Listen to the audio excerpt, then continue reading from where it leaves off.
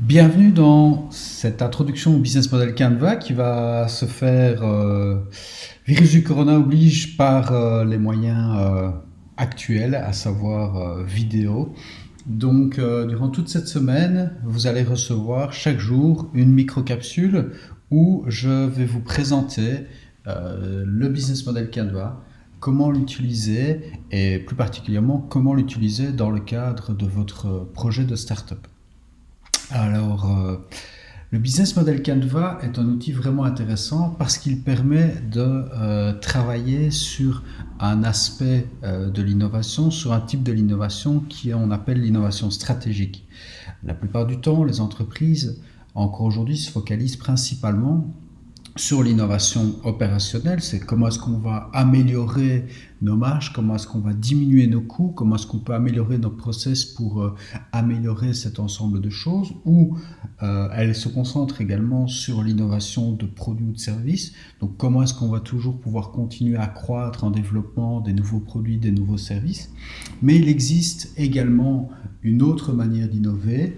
Et cette manière d'innover consiste à essayer d'innover d'un point de vue stratégique. Et entre autres, cette innovation stratégique passe par le business model Canva. Et c'est ce qu'on va découvrir aujourd'hui ensemble dans ce module d'introduction au BMC. Alors, business model, qu'est-ce que ça veut dire?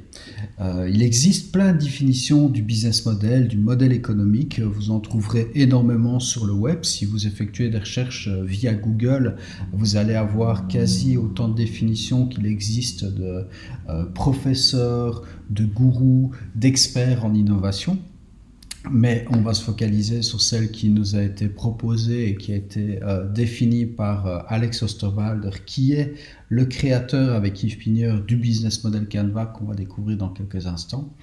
Et pour Alex Osterwalder et Yves Pigneur, la définition qu'on peut donner à un business model, à un modèle économique, ce business model, ce modèle économique, il va décrire comment une organisation, une entreprise existante, une PME, une multinationale ou une start-up va créer, délivrer et capturer de la valeur. Alors, l'intérêt du modèle économique, il est multiple et je vais vous présenter trois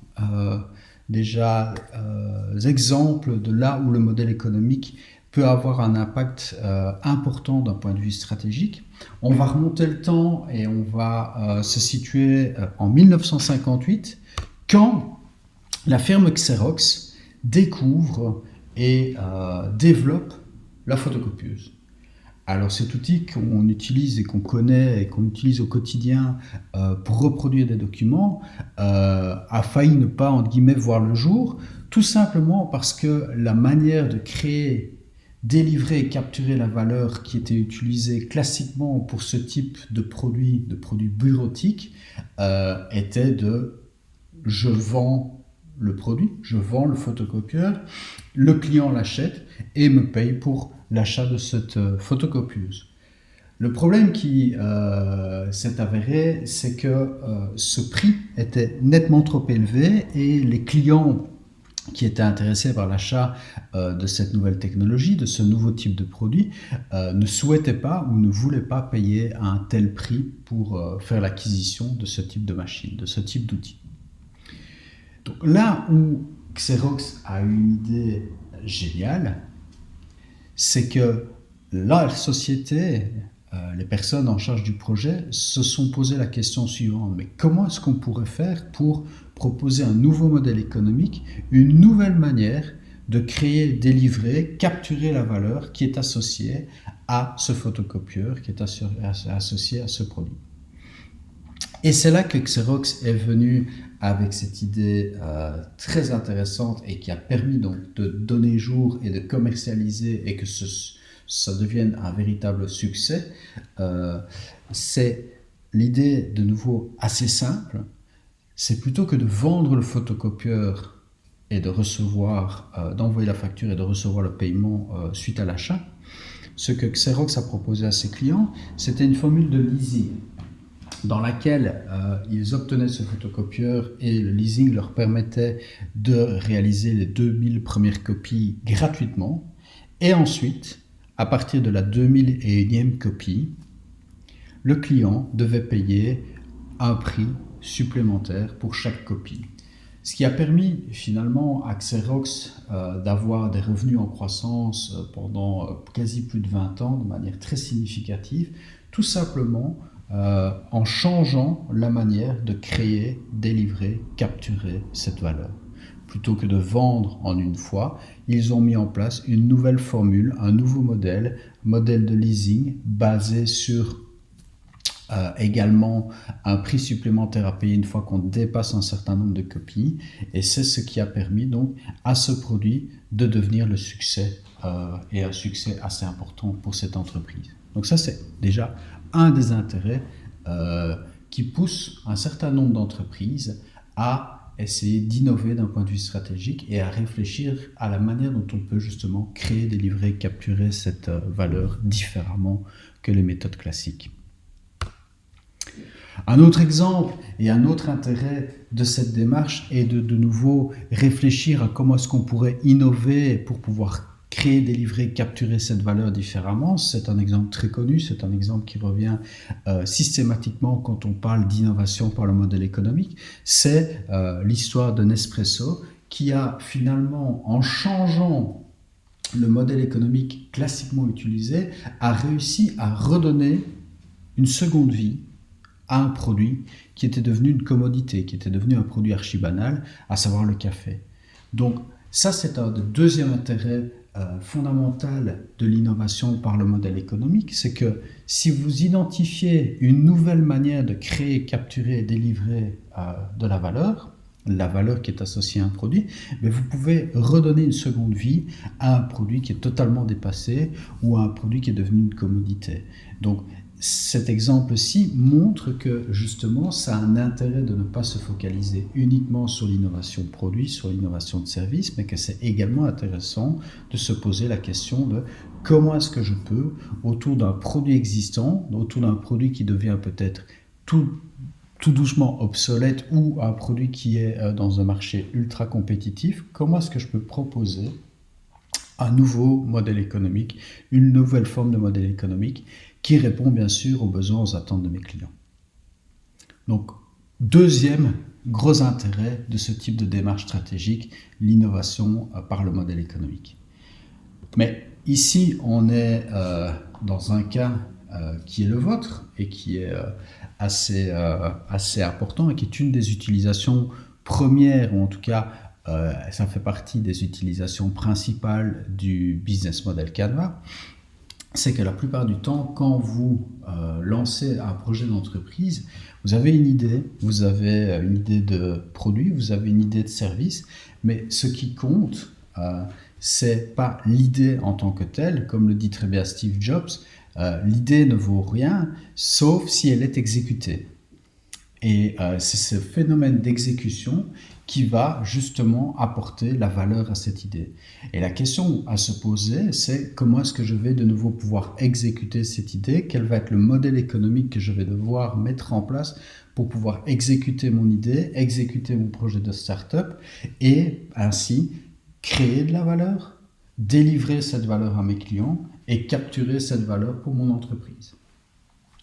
Donc c'est ce qu'on va découvrir pendant ces différentes séances qui vont vous être proposées durant toute la semaine. Donc ces micro-capsules que je suis en train de vous préparer, c'est on va découvrir finalement cet outil, ce fameux business model Canva qui a été développé par Osterwalder et Pigneur, et voir comment est-ce que vous allez pouvoir l'utiliser dans le cadre de votre projet startup pour pouvoir justement identifier la manière dont vous pourriez exécuter votre idée, exécuter votre projet et par ricochet, créer, délivrer, capturer cette valeur.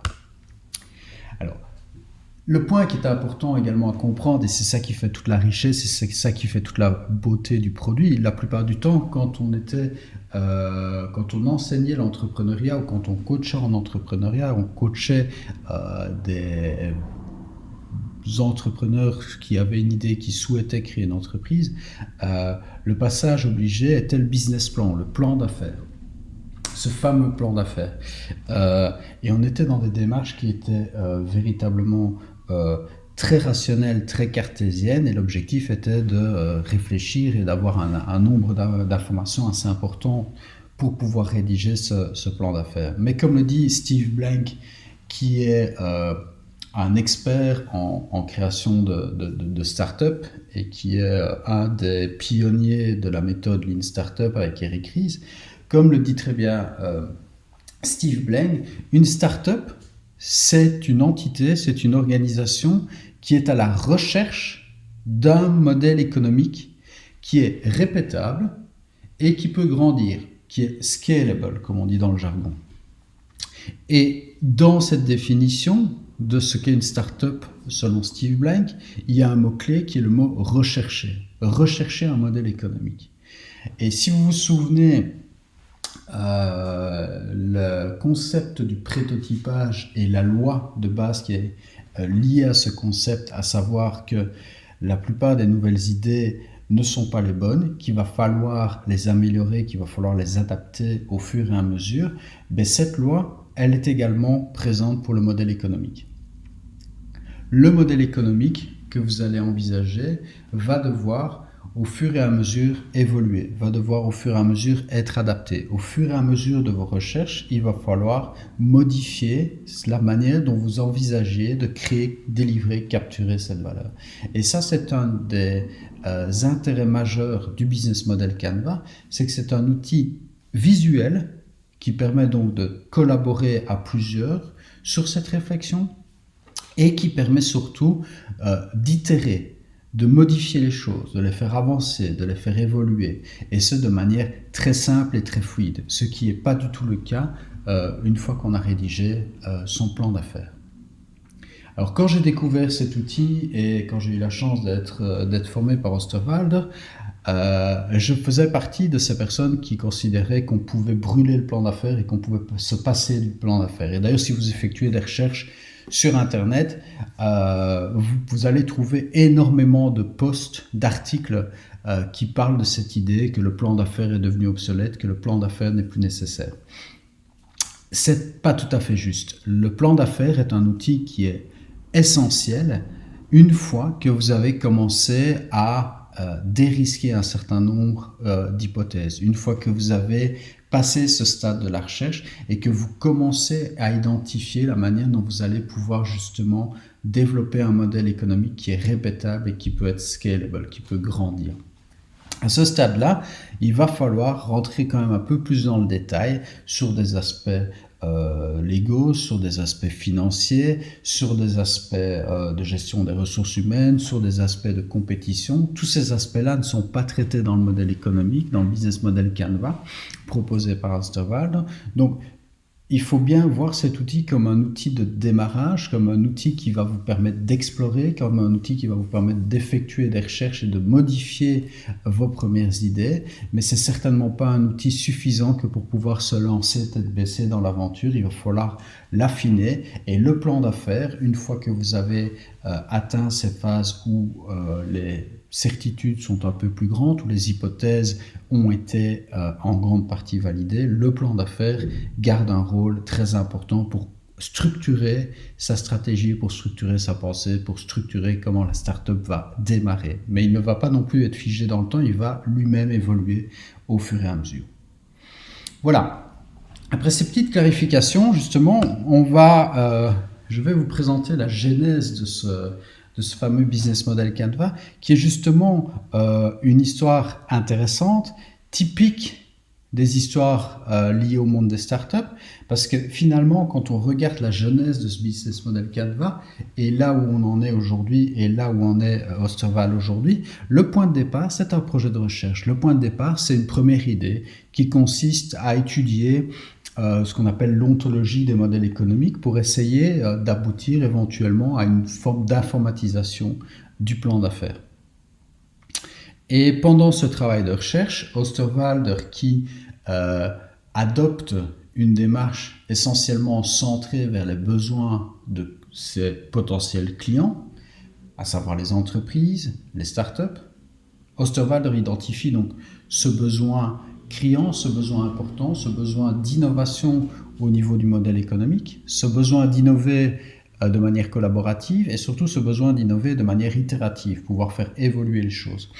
Et c'est comme ça qu'il en vient à proposer en 2007, donc quasi 7 ans après le démarrage de sa thèse, qui s'était terminée en 2004, c'est comme ça qu'il arrive à proposer et qu'il développe cet outil, ce business model Canva qu'on va découvrir ensemble. Et 1 an après, les premiers workshops sont organisés, cet outil commence à faire pas mal de bruit, pas mal de buzz, parce que c'est entre autres un outil, donc comme je vous le disais, très facile à utiliser, qui permet de manière visuelle et très simple d'identifier ou de proposer la manière qu'on envisage de créer, délivrer, capturer cette fameuse valeur. Et donc, au fur et à mesure, cet outil a été de plus en plus utilisé par un nombre important d'entreprises, que ce soit des startups ou des entreprises très connues ou très établies. Ici, vous avez une liste de certains des clients avec lesquels la société de conseil d'Alex Osterwalder, société qui s'appelle Strategizer, collabore ou a collaboré. Alors, ce serait un tout petit peu aussi restrictif d'imaginer que cet outil, ce Canva, n'est utile que dans le cadre de la création d'une entreprise ou que dans le cadre d'une réflexion stratégique pour redonner un second souffle à un produit ou pour modifier la manière classique qu'on envisageait de vendre ce produit. Ce dont il faut également se rendre compte, qui est un petit peu moins une priorité dans le cadre des démarches dans lesquelles vous êtes lancé actuellement pour la création de votre startup. Mais cet outil peut être utilisé et est utilisé, c'est ce que Osterwalder et Pigner et les équipes de Strategizer ont remarqué. Cet outil est utilisé pour différentes applications finalement. On a parlé de l'aspect stratégie, mais il est également utilisé comme outil de monitoring. Un des intérêts de cet outil, une des applications de cet outil, c'est qu'on peut également l'utiliser pour mieux comprendre la compétition. Et ça, je vous invite vraiment, une fois que vous aurez déjà réalisé votre première version du BMC, à essayer de réaliser également le BMC, le Canva, à remplir le Canva pour des solutions qui sont soit des solutions qui sont vos compétiteurs ou des solutions existantes qui permettent de réaliser plus ou moins le même type de travail que votre client cherche à accomplir. D'autres entreprises l'utilisent même pour établir des stratégies d'exit ou d'acquisition ou dans le secteur de l'investissement pour décider l'intérêt ou pas d'investir dans un projet. Donc vous voyez, au total ici, 14 applicatifs ont été répertoriés par les utilisateurs de ce fameux business model Canva. Donc je vous le disais, parmi ces 14 applications, ce qu'on observe principalement, c'est qu'il est utilisé à peu près à un peu plus d'un tiers pour pouvoir justement se lancer dans cette réflexion dans le cadre de la création d'une start-up, d'une nouvelle entreprise. Ensuite vient en deuxième position une réflexion sur le lancement de nouveaux produits ou de nouveaux services. Et également une autre utilisation, c'est la réorientation stratégique ou redonner un second souffle à un modèle économique qui commence tout doucement à être dépassé. Comme l'explique très bien Osterwalder, il faut bien comprendre qu'un modèle économique a une date de péremption, que ces dates de péremption ont tendance à se raccourcir, à diminuer dans le monde dans lequel on vit, avec la vitesse à laquelle les nouvelles technologies arrivent, à la vitesse à laquelle les changements s'opèrent. Les modèles économiques sont de plus en plus bousculés également. Il n'y a pas que les produits et les services. Et donc ici, vous voyez un petit peu justement les différents contextes dans lesquels cet outil est principalement utilisé et est véritablement utile dans le cadre de ces démarches.